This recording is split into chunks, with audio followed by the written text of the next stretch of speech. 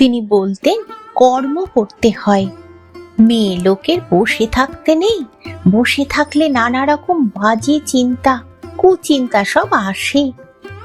একদিন কতগুলি পাটি এনে আমাকে দিয়ে বললেন, এইগুলি দিয়ে আমাকে শিকে পাকিয়ে দাও, আমি সন্দেশ রাখবো, লুচি রাখবো ছেলেদের জন্য।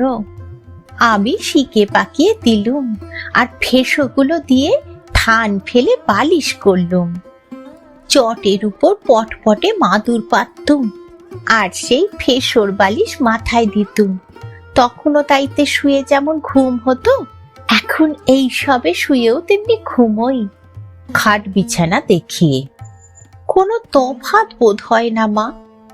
তিনি বলতেন, ওরে হৃদু, যে পাড়া গিয়ে মেয়ে, কে জানে এখানে কোথায় শৌচে যাবে আর লোকে নিন্দে করবে, তখন লজ্জা পেতে হবে।